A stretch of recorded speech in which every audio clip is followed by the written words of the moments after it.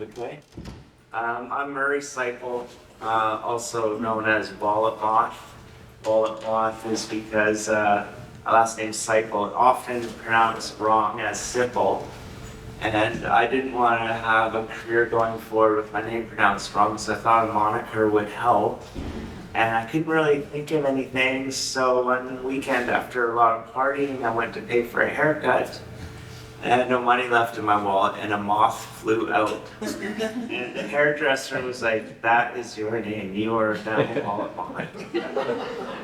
Those days are gone, but the handle sticks.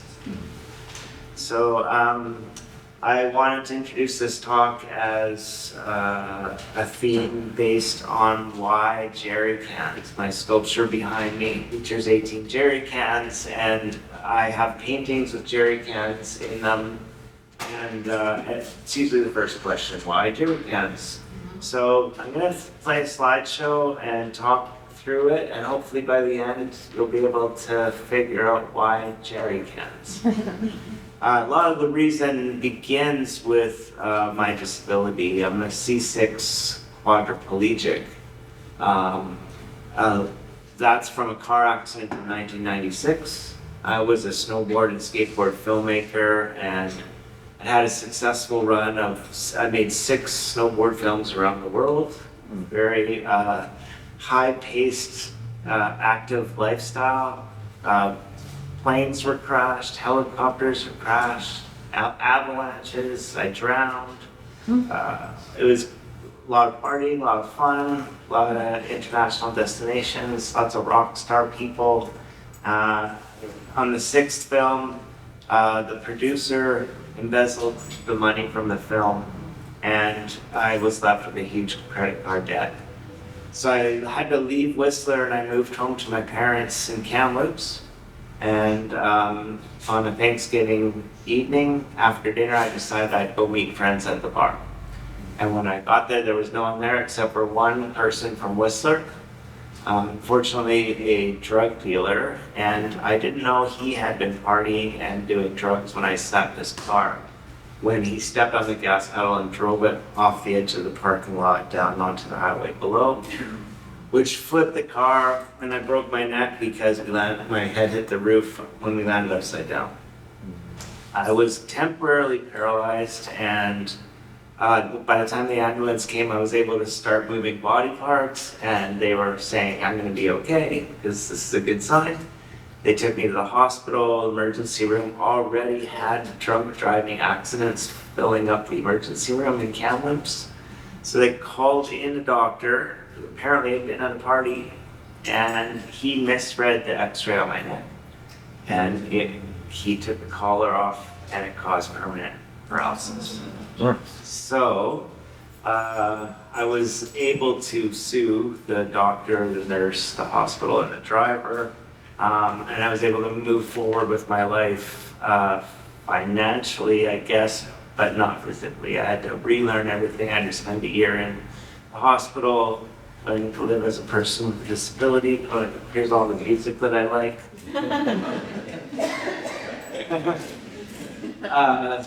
But thankfully, I had an artistic background because I had gone to Emily Carr College at the time, now university, and I was able to lean on the skills that I learned from there to draw. Immediately began drawing. I started designing ramps and home accessibility things and things I needed for driving, and drawing was my way forward and back into like a normal life. The slideshow I should start, but I just want to explain what's happening here. There's disability everywhere, or accessibility issues everywhere. It's something that'll never be completely accomplished to make every building, every location. I don't think the world will be accessible, and in a way I hope it doesn't, because it creates challenges that make me a stronger person. Mahon Hall is old, 1904. How can they be accessible in 1904? So they're doing their best to try and upgrade it. I think there's future plans to make it better. The reason my sculpture's on stage, I I did it as a joke when I was first got asked to be in the show. I was like, if I'm in a show, can we put my piece on stage so I don't have to talk about it? Now I'm there talking. Didn't work. Anyways, I've assembled some funny images about. I've traveled around the world, and there's been a lot of accessibility issues wherever I go. So Salt Spring's difficult, but instead of like keying in on this little community, I thought I'd show how many different types of poorly made ramps there are. I mean, they're trying. Yeah. But this is someone what I'm dealing with.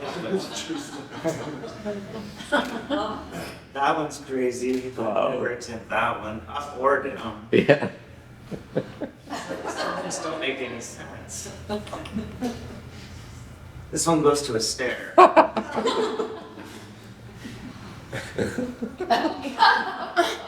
No, there's no way.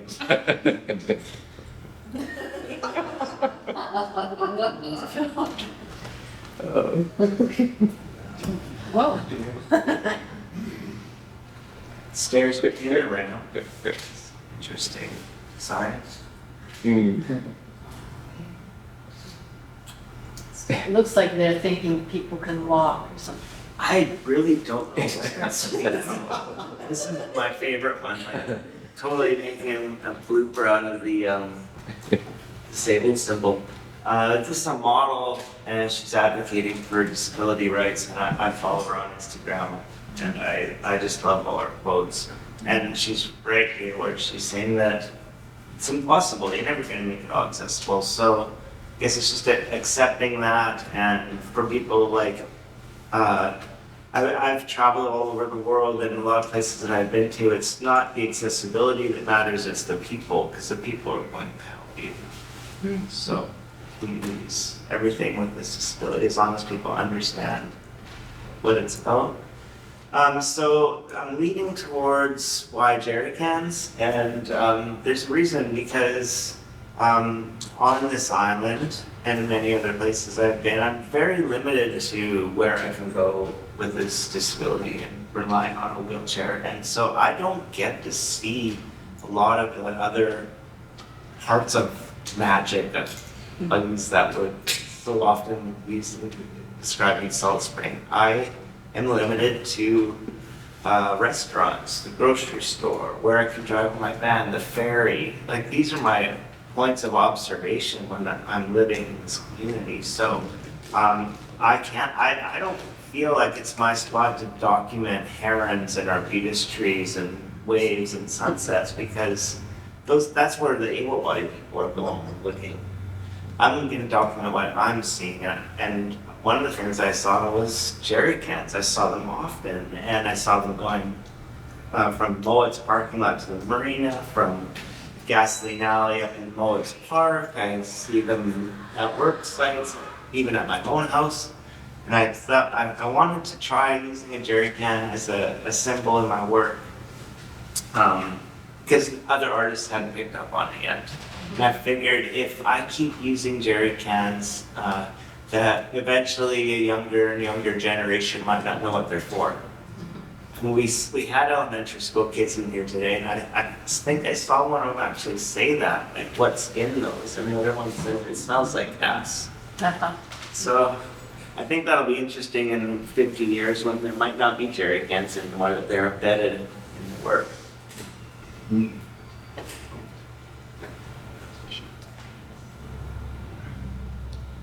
Just a little montage of so far back we're going. Like, thanks for getting us wheelchairs, but this is 150 years ago, and there's still not accessibility hasn't really been addressed yet.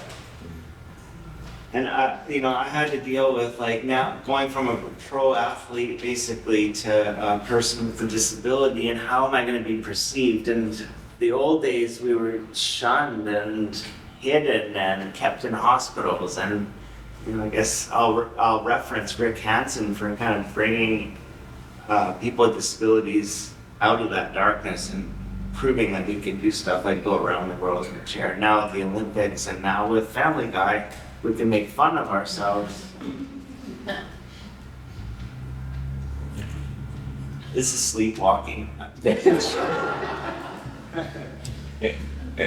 is someone else trying what they think is a wheelchair bathroom. So I'm gonna jump.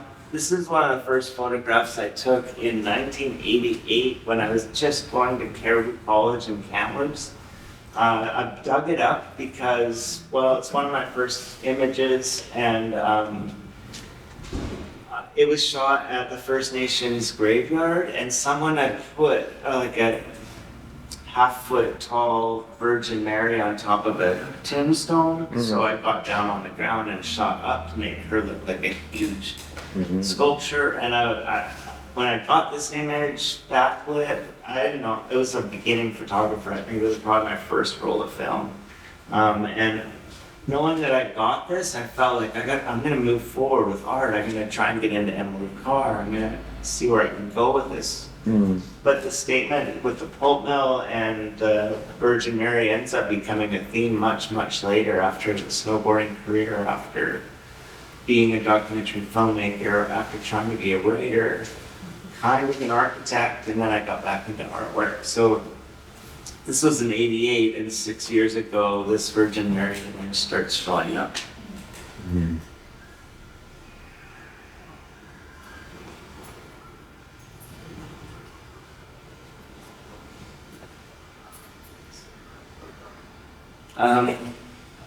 I wanted to talk about some of my more inspiring artists. This is a Caravaggio. He's a painter that brought Jesus into the pub. At this time, most paintings, or all paintings, were in churches. They featured royalty, they featured gods, they featured cherubs floating around, angels, this kind of thing. And all of a sudden, Caravaggio shows up and puts Jesus in the pub. So I like this idea of progression in art. This one, it's another Caravaggio, poker players. Again, like at the time, people were painting royalty. He painted people cheating.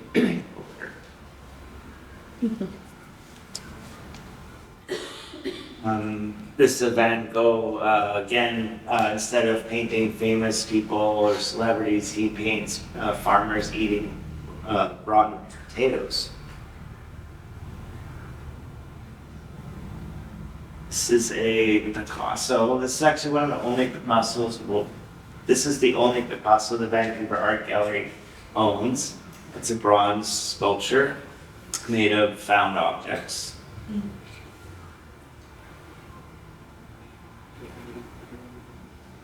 It's another Picasso that's inspiring to me because it taught me that there's always someone saying, oh, he copied, or they copied another artist, or they're not original. But, all art is copied. All art, you have to refer to art history in order to get forward. I didn't even realize I might be cutting your vision off. Picasso, I learned, was the most famous without telling anybody. He had been studying African art and incorporating it in all his cubist paintings.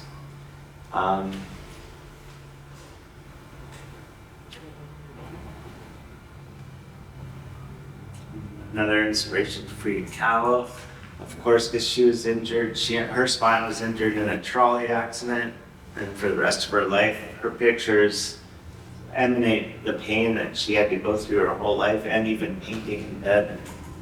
I always think of her when I'm working that I can't give up, because if she was able to get through it with the constant pain and disability, that I can do it too. This is Joseph Beuys. He all his work was based off of materials that were mostly available in the north, like in the Arctic. I think he even made up a story that he crashed a plane in the Arctic and Eskimos, this is my quotes, but Eskimos saved him. It was just he made up lie, but he uses felt, like cheap wood, fur, whale oil, seal oil, And that's how all of his work is done. So he's using the objects and materials that are around him.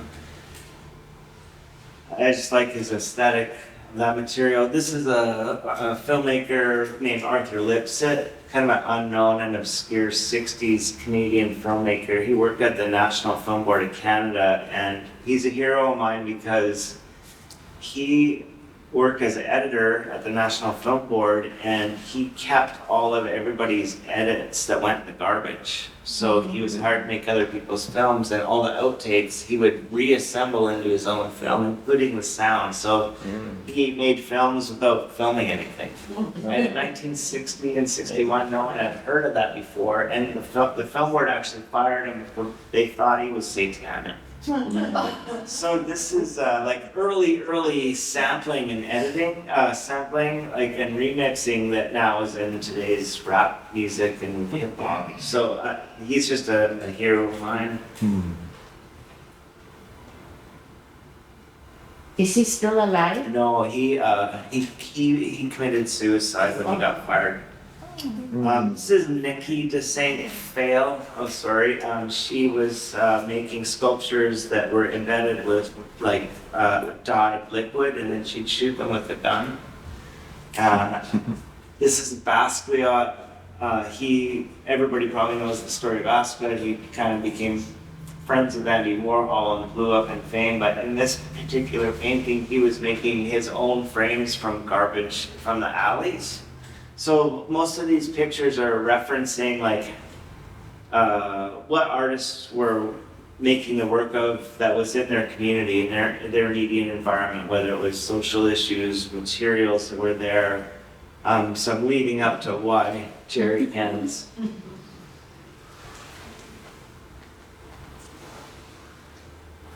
This Kaws, Kaws. He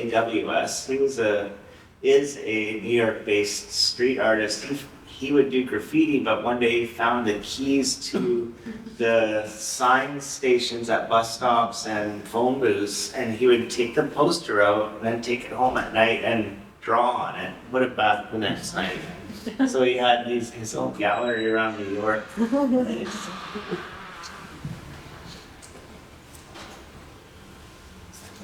This is another bus stop that he stole the sign out of and put it back the next day. This is another street artist named Space Invader. He graduated from spray paint to mosaics, and he would imitate early 80s video game like Defender and Space Invaders. I like the idea that he would prepare it at home and then just get there and stick it up. There's a photo of young Murray in New York finding one. This is a seashell-faced artist, Sean Hunt. I just really like his work because he's taking the traditional First Nations style and just turning it into something completely new and more surreal and psychedelic. Still using the basic ways that they work. This is a Brian Jungman. If anybody knows how to say his name properly, let me know. These are all plastic patio chairs, cut and assembled back into a whale skeleton.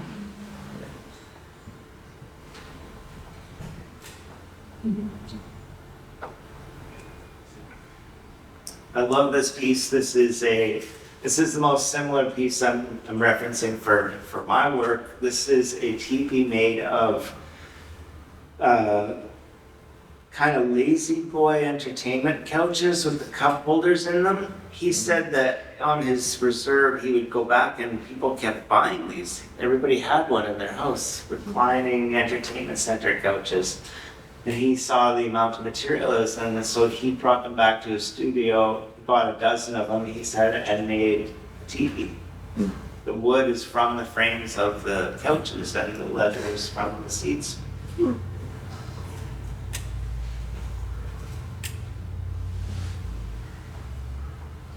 So now I'm going back to when I was in the hospital. These are some initial drawings that I started doing to learn to use my hands again and draw. It was like picking up ladybugs and taping them into the sketchbook. and then drawing the people that were in the rehab facility with me. Everybody's with such a confused look on their face because their life had completely changed. And we're all stuck with medical devices and confusing accessibility issues going forward. This is a parent with a broken neck. This is after I got out of rehab. I was lost, not knowing how to continue without filming snowboarding and skateboarding. But I built a house in North Vancouver, and one day I heard my recycling rattling. I couldn't figure out who was out there going through it. And I came out, and these guys were there, and they were taking the bottles out. And the next day I saw them at the grocery store returning bottles with the people in my neighborhood or community avoiding them, like they wouldn't even look at them. And I thought, that's a film. I'm gonna film how the richer people of North Van don't care about homeless or perceived homeless people. So I asked a friend to help me film it, and he said, oh, do you need the guys that ride the carts down the hill? Nice. What? Guys riding shopping carts down. Right. So they go 67 kilometers an hour because of the size of the wheel, that's the max speed. And I just thought, that's skateboarding and snowboarding, I can get back into this lifestyle. So I ended up hanging out with them for 3 years, getting enough footage together to make the film. Yeah, 3 years, and then another couple for editing and promotion. It was a 5-year long project, but it's now the number 3 watched Canadian documentary, and won awards to the National Film Board. And I thought, okay, my film career is back.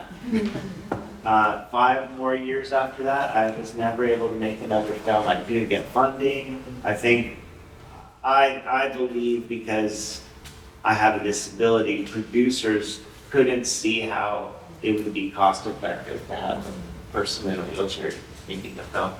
The National Film Board, they're accepting of that, and they promoted me to make this film, but Hollywood didn't want anything to do with it. So I had to figure out how to move forward, and I decided to go to fine art. So I drove to Mexico, and I was like, okay, I'm gonna write all this down and see where it gets me. And living in the environment of rural Mexico, I started to run into interesting things. Like my wheelchair ramp out the front of my house had a bowl outside. It's so strange, but I found that in Canada.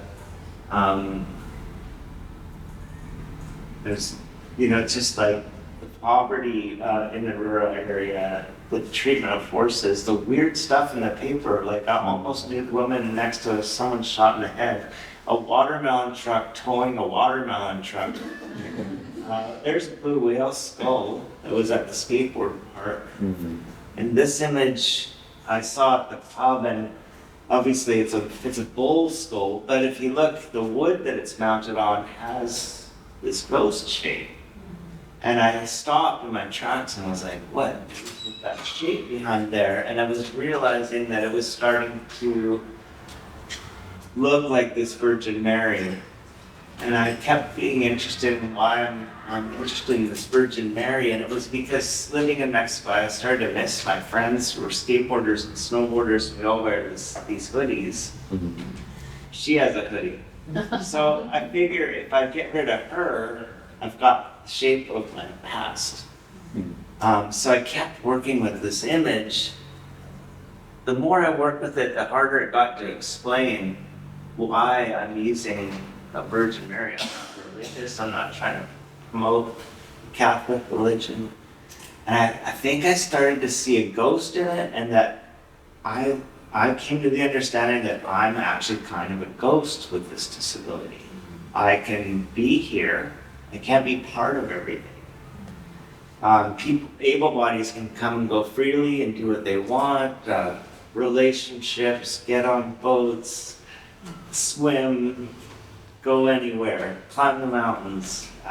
But I'm here talking to you all, and after this you'll disperse and go do your things, and I have to go back to the house that's my safe spot. So I feel like this image now has turned into a ghost that I'm sort of representing.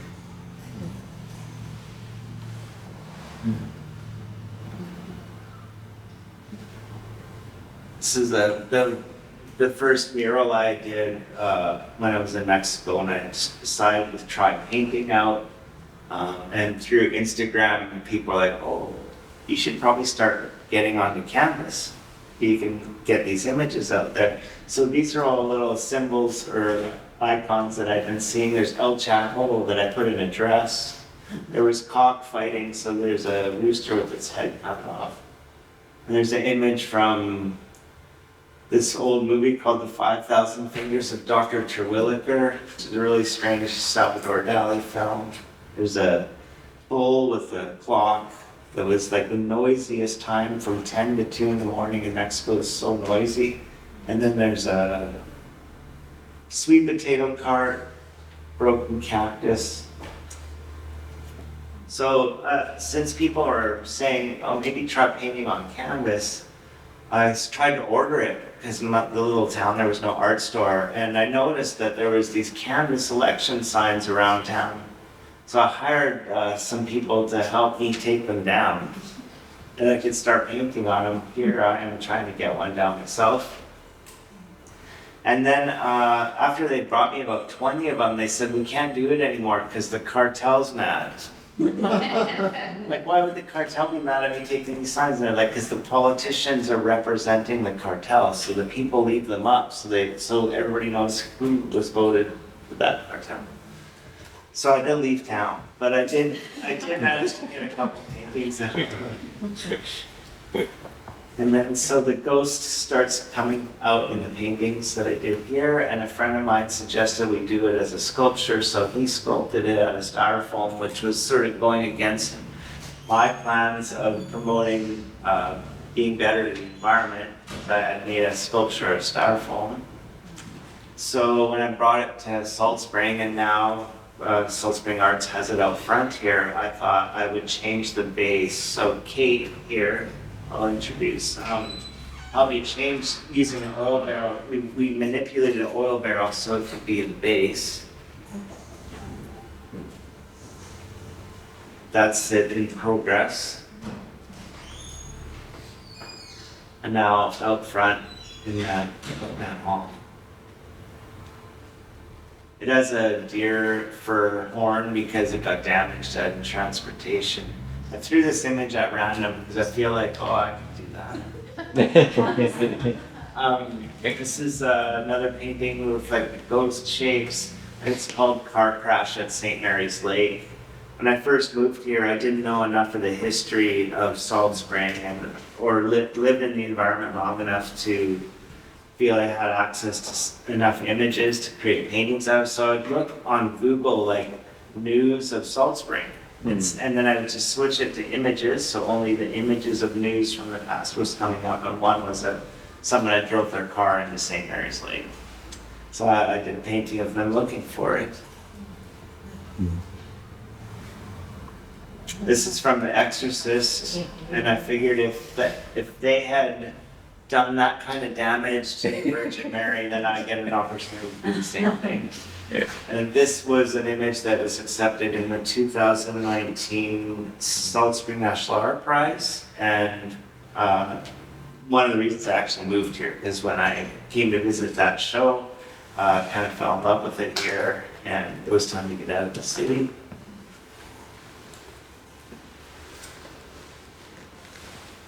I do a lot of iPhone sketches really quickly when I'm on the ferry, just trying to figure out like what the next piece of work could be. Darth Vader and a water filter, and so it led to this image, which was for the Salt Spring National Art Prize fundraiser in an auction. And I didn't tell anybody what it was. It just looks like a vessel pouring out some gas, and a screaming seal on a boat on fire. What it was from the Google News search. This was someone 3 years ago that poured 4 liters of urine onto the Instabank machine.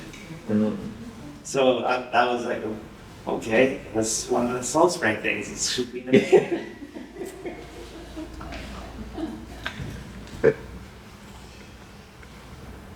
Then jerry cans came up. I mean, I'd seen them here, and I started thinking that they reminded me of Lego, and Fisher-Price toys, and then my dad used to use them to start the snowmobile and light fires. When I got asked to be in the show, I started to like think of what images would work, like how could I show jerry cans, how could I show the rich had troubles.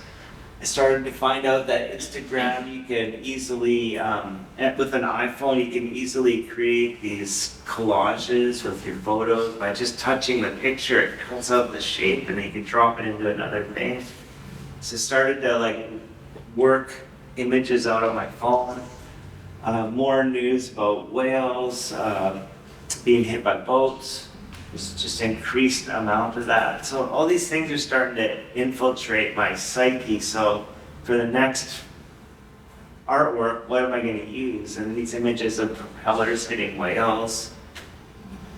So then these images start coming out. I use oil barrels. There's a whale up at the top there with the propeller marks. I started thinking about putting my sculptures out in the forest. That led to this Fairy Creek painting protest, and then I thought, oh, maybe I'll do a heron like most of the painters on the boat. I'll just put it beside a jerry can. That'll be a real contrast. And then people were liking the jerry can, and I started to write it as kind of my little tag, and it kept showing up in my artwork. And then this is a painting of, well, I'm not allowed to really call them parkies, but I don't know what it's called, so I'll call them parkies. These are the people that are hanging out by Gasoline Alley and then Centennial Park. There was a national portrait contest, and I don't know how to paint faces, so I figured if I used the parkies like outfits, that would be their personality. So I call these ones the propane punks because they're all smoking weed by the propane station down at Gasoline Alley. And again, they're referencing that Virgin Mary shape. I had found an article about the first hoodie, I guess in an archaeological dig in Scotland. They pulled up a hoodie, and it was from the 16th century. And I just thought that could be a new feature sculpture for me. And the clothing shreds look like drips.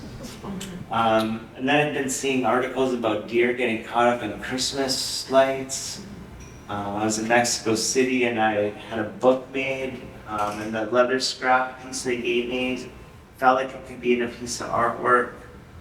This is a picture of a deer, but it's one of those trophy hunting pictures where there's someone there with two big guns and the deer they killed, but I started drawing the deers without the hunter. Trying to lead up to another sculpture, this Cree sculpture. And then so I started drawing, like, how can I incorporate the deer on the island with this Virgin Mary shape? So I came up with this concept that I'd have a deer with a wheelchair wheel, shackles, and a hoof. And with Kate's, a lot of Kate's help, built this. It's called the realm of the island vermin, because a lot of people don't like the deer here, they're trouble. But I feel like I'm in the same spot. There's like a delicateness with us that's like hard to work around. Pulp mill. This is not Crofton. This is a pulp mill in northern Manitoba. I got a commission to go up there in October and do a mural for them. So it was referencing images, northern lights, their pulp mill, some Inuit art. And then I started to incorporate it as the smoke in the pulp mill. And then this is the final mural. It was 80 feet, 60 feet. It was 60 feet. It was supposed to be 80 feet. There's the jerry can in there. This just kind of goes through the mural. again, it's just like, what is in that environment? How can I incorporate it into the paintings? It shows the history of the place, but yeah. There was a two-headed cow in the museum. There was a wolf cull.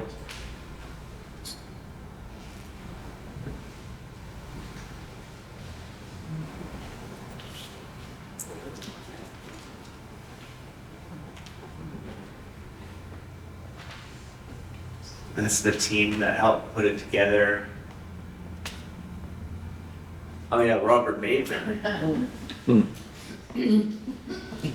So where I've been going with all these images that I've showed you, and history and progression of art, and then move here, and I would tell people from the city that I moved here and that I was an artist, and they would say, "Oh, you mean like Robert Bateman?" And I couldn't figure out how that was happening. And they're like, "Oh, well, Salt Spring artists have this reputation that we're all Robert Batemans." So for this show, my plan was to say something about Robert Bateman, or the art that's expected of Salt Spring artists. So here we've gone through all these slides that I presented, going all the way back from Caravaggio and how art has constantly progressed, and people have used found objects and art, spray paint turned into mosaics, and all. Then we get back to, this is just what's outside our windows as art. And like, okay, I need to confront this. So I looked at some video interviews of Robert Bateman, and he had said something along the lines of, young people are ruining art. And I couldn't figure it out. It was because we weren't learning to paint like this. So I kept watching the video, and this particular painting it was made during the Alaska oil spill. So he was doing this demonstration where if there was an oil spill, that it would ruin Alaska. And so he used black paint to cover up his own painting. And I'm looking at this, and I'm like, this is the best painting Robert Bateman has done. It's amazing. I love the drifts. I love the brush strokes. And then I was going to make a piece based on his angry art, which I just think I wish I could have one. And that's completely covered up. There's a little bit of an orca whale left in there. And he called it Not a Pretty Picture. And I just thought, oh, okay, I'm going to make this art and call it the same thing. Annika, the curator, approached me and said, "You can't make fun of Robert Bateman." I'm not making fun of Robert Bateman, I'm just pointing out like, how great this new piece of work is. So When was that? It was a YouTube video, and I can't remember. It must be about 5 or 6 years. I'm not sure. Quite a while ago. So I thought, okay, I'll just put Robert Bateman in today's environment with what's actually happening here. We got all these trailers and RVs that are showing up and often catch on fire. So maybe like this would be a series, not making fun of his work, but maybe putting him into modern day. And I started to put my own ghosts into his work, trying to figure out how that would work. And then I started doing some graffiti on left behind RVs and signing it Robert Bateman.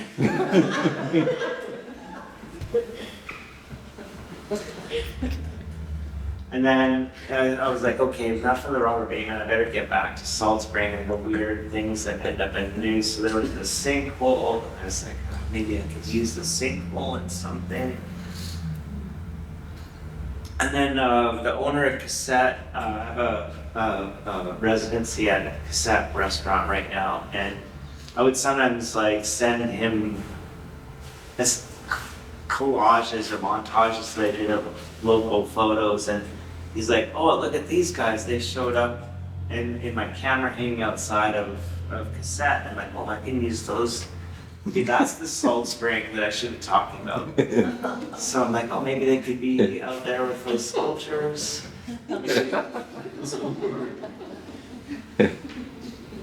just kind of trying to explore like, how I can make art out of the Salt Spring, things that I see as a person with a disability driving around here.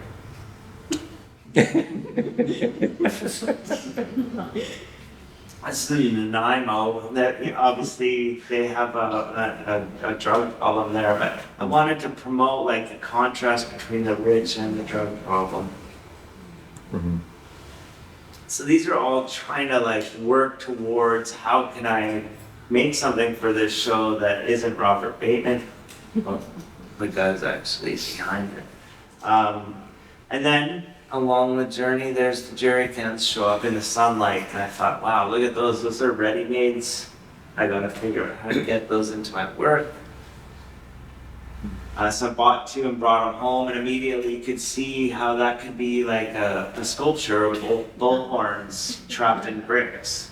I had this idea I could go around and make my own brick sculptures without permission, and that would be a form of graffiti because I'd left something illegally that would be hard to get rid of.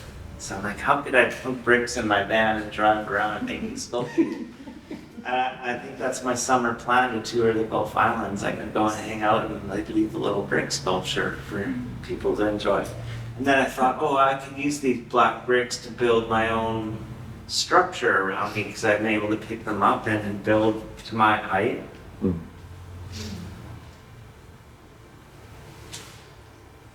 And then for this show, I could have made a tower. And the more I looked at it, the more totem it looked. And I didn't want to get into that area. So I kept playing with like different images that might match that totem. The grapes that were jerry cans, that was kind of getting somewhere. And then while I was on the ferry, this Nina Simone Strange Fruit song came on, which led to the title, Low Hanging Fuel. And I thought if the whalebone was in a puddle of water, the water would shake when people walked on stage, and that would speak to the sound issue that whales are faced with, affect their migration routes. These are all preliminary sketches. I'm like, oh my God, I'm making a banana hanger. So I was trying to figure out how to attach all the jerry cans, and Kate has done a lot of sculptural work with kelp. So I've been thinking, oh, kelp might be the solution. So this is actually the black behind the jerry cans is an upside down kelp plant. And the kelp plant has, at the top, the gold is holdfasts. Those are the roots of the kelp, but it doesn't actually, the kelp plant doesn't actually have roots that suck up nutrients. They are just gluey feet that bind on things. Mike DeRue's Cetacean Studios. Yeah, Cetacean. Cetacean. I don't want to speak for him because I'm not fully knowledgeable, but I knew that Kate had worked with Mike on assembling whalebone structures for museums and universities, and potentially I could get a whalebone from them. Learned that you're not allowed to own a whalebone in Canada. You need to get it 3D printed if you want to have your own. So through Mike's technology, I was able to get a 3D print of this whalebone, Kate assembling it here. It took 12 days to print. So we had to do it in pieces and then assemble it. I was going to put a drip of oil in there, that's the base, but it worked well without it. That's the hold fast idea. It's the hold fast stuck up at the top. Kate assembling it. Zoe's in here because I didn't have a shot of, you can see there's some markings on the whalebone. I tagged it myself. I thought it was interesting that an artist that I met in Mexico City, a graffiti artist, was this guy, Vlok. Vlog. Ben had set us up together to meet in Mexico, and he had been doing some graffiti using humpback whales on trains as a way to say, like, whales are the trains of the ocean. So they're migratory routes going up and down the coast like a whale. So I figured a good idea would be to get some street art into my piece, to tag it with hobo symbols like they did on trains. So that's why those markings are there. The markings that I used indicate get out of here fast, bad water, angry people, all things whales might be like, oh, I saw that marking was left, I'm out of here. There's a blue whale migratory routes.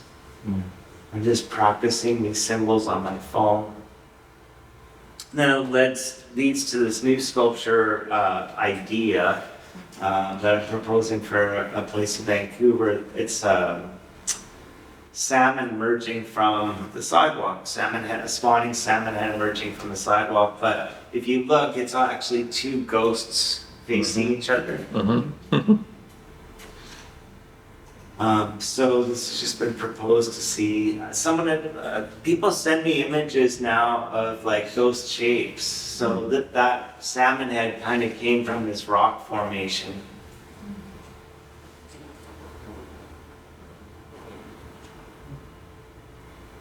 And I was referencing obviously salmon images to see how I could put this together. And in this one in particular, it's I didn't have time to do it on the computer, but if you were to tilt this salmon upright, you can see that there's like a nun in the salmon draw.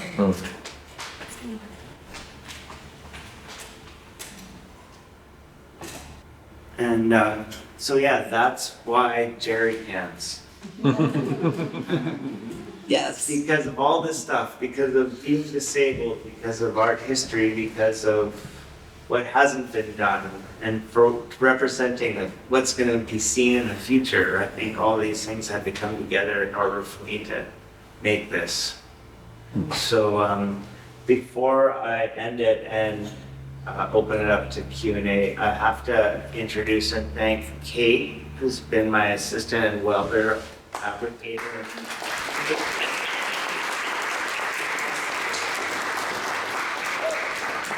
Also helped me make my other two sculptures and hopefully many more, and also Mike DeRoos for helping me print and access blue whale ribbo, which I never imagined. I actually only wanted like 4 or 5 foot one. He's like, he came out from out back holding a 9 foot one. He's like, I got a 9 foot one. Well, that one.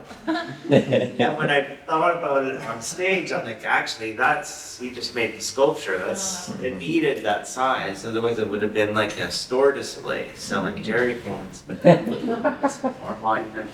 Yeah. So, yeah, thanks. Thanks for coming.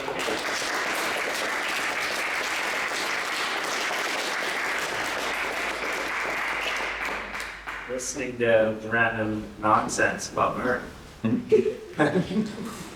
Hi. What happened to the drug dealer in the Oh, the drug dealer, so he did not get hurt. And when I was upside down in the car was on its roof, the windows were smashed. I was half out the back window. There was liquid pouring on my chest because the rear wheel windshield washer fluid was dripping out. But to me, I thought it might have been gas. And I couldn't move, so I was really freaking out. Friends of mine had been burned in a helicopter crash, and I'm like, oh, now it's my turn. He crawled by on his hands and knees, coughing.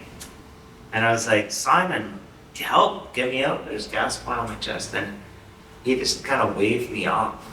And then the ambulance showed up and they helped. And from that point on, I'd never seen him again. Until I ran into him at the grocery store, and he couldn't avoid me because we were both coming down the cereal aisle together. And he didn't apologize, but he said, yeah, whatever I need, money or women. And that was it. That was the last time I saw it. And then the year later, his girlfriend, I guess at the time, he crashed a car and broke her back. Oh, So I haven't heard anything. I hope he doesn't walk in front of my van. Something might happen. That's what happened to the drug. I have a question. Yes. What was the design of the facing of your sculpture? This one? Yeah. I really have to thank Instagram for that, because as I was showing, there's like this new way you can like bring pictures into your story and you can sort of adjust them, and just the jerry can image that I had faced this way. So when I multiplied it on the editing feature on Instagram, that was how it looked. And that shape reminded me of like a flower, like the inside of the flower with the stamen coming out. So I felt that's how its arrangement should be. The whalebone, honestly, just somehow emerged from the Celine and Simone song. I can't explain it, but that's how it happened. I like it. Thank you. Murray, Yes. do you ever had a pocket change with Dr. Robert? No. But I would Looking love to. forward to that story. Honestly, I don't not like Robert Bateman. He said some things that have been really influential to me, and honestly, there's a bit of jealousy because I don't know how to paint. I don't know how to mix colors. I don't know how to photograph. But I do think we, as all artists do, we have a responsibility to tell stories, to represent our environment, and whatever way that has to happen, happens. But I can't paint, so I assembled jerry cans for Can I ask why you had that idea about the water in the base, and I wonder why there's water in the base. Time in making it. If we had the time, because I've been flirting with this Robert Bateman plan and these other images, I didn't know where I was going, and then the last couple of months, I was like, oh, this is the sculpture. So the drawing had water in the base. It had drips of oil in the water, so you get that melted Smartie effect.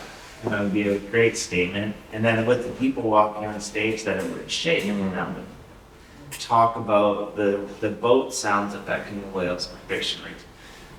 Just it was easier to epoxy it, and luckily Kate and Melody had experience with epoxy, and it worked out pretty great because it reflects the jerry cans from below. And there's a party on Saturday night. I should invite everybody to, and there's bands playing on the stage, so they wanted it movable, so this has to move on Saturday. And I don't think the water would have worked well. So it's an epoxy top. It could almost be a soundscape with your sculpture somehow. I wanted to have them all full of tequila. Or at least I have one for today. There's a lot of things this thing can be. The only thing it can't be is probably outside. It's designed for inside. So if anybody has a 10-foot kitchen, then it's for sale. Big house. Thank you. Anybody else have a question? Anything else? Sorry, I'm just full of stuff just to say that I just how it's emotional. How you work and the way you work is very inspiring. Oh, thank you. And just as a human and humbling, like I feel humbled. Thank you. Well, thank you. Thanks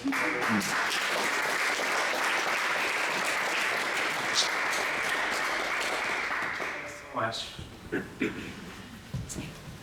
Thank you for coming, everyone. Murray, that was probably one of the most interesting artist talks I've ever been to, and I've been to a lot. Oh, It was amazing. Art history, we had passion, we had personal stories. Oh, thanks. Our hearts are full. Thanks. And I think you're making this fun too. And I think you're amazing. Thank you. So thank you